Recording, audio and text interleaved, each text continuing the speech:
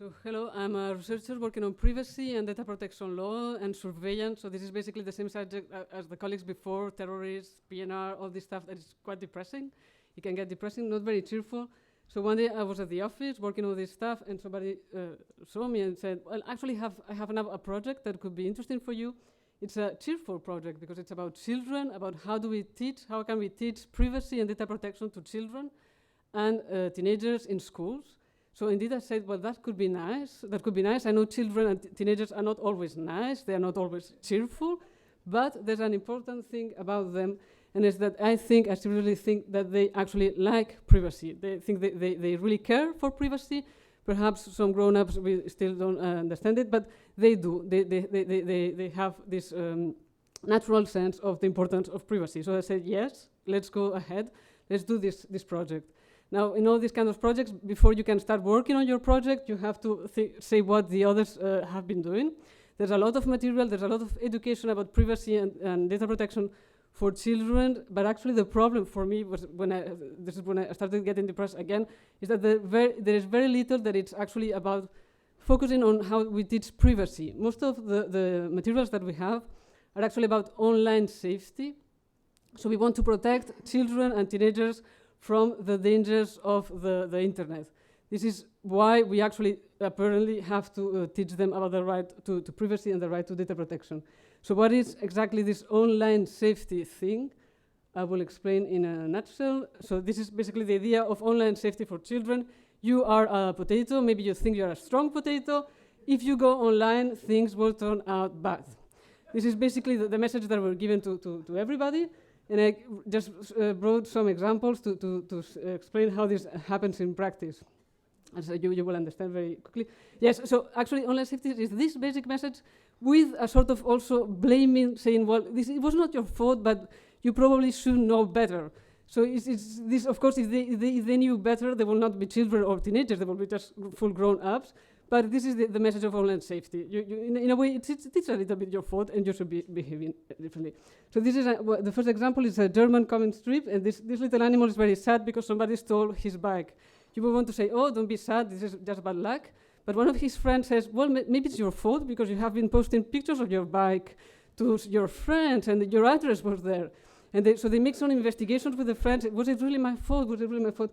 And actually, it was his fault because this guy came to repair the washing machine, and then the little children have left the laptop unattended, and he had not logged off from his social network. So I don't know how this is his fault. There are lessons to be learned about this, about online safety, and this is the messages that we are spreading. This is very, very difficult to follow. This is a Hungarian music film. We have a singer singing. We have a girl with a smartphone. We have a guy with a car, and a girl with a computer. Now be prepared because things are in 1 minute of the video of a music thing that they get more complicated. You will see, somebody will survive. So the singer keeps singing, then the girl with the smartphone starts posting pictures of herself with glasses on Facebook probably. The guy is taking selfies of himself with the car, and the girl receives a visit from a guy, maybe he knows this guy, that's calling her. We don't understand the story because the singer keeps singing, but something bad could happen, and indeed the girl with the smartphone is bitten, the smartphone is stolen, the guy is beaten by 2 guys, the car is robbed, and the girl actually gets raped. All this in one single song about online safety. And the singer is very, very, very sad. So, yes. So you thought internet was fun, and yes, sometimes people think it's fun, but of course they are mistaken. When you think it's fun, it's about uploading stupid videos, making stupid videos and putting them online. This is a temporal perception that you have, but you should know that this can have very, very dramatic consequences on your practical life. For instance, if you do this stupid thing, you will be traumatized. I mean, your mother will hate you because yes, the video will spread everywhere.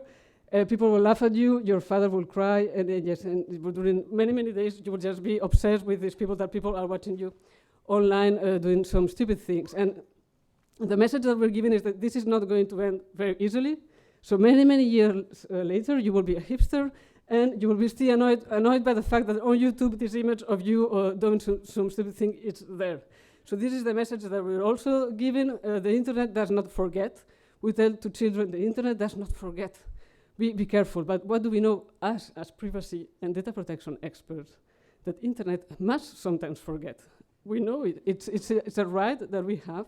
So the whole point of my thing is that maybe we should, at a certain point, tell this to the children.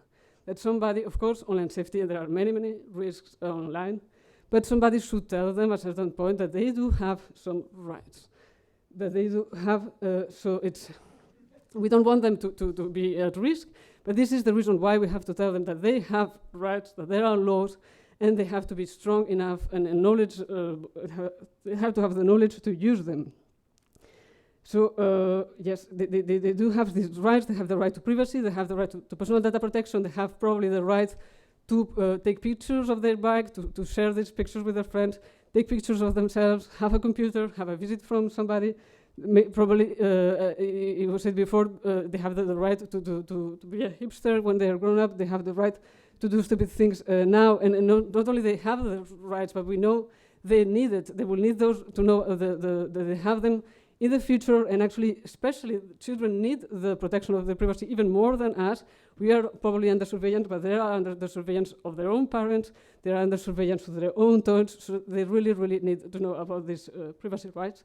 So my basic message is don't scare them, make them strong enough so they will be the ones that will scare the others. Thank you very much. That's my message.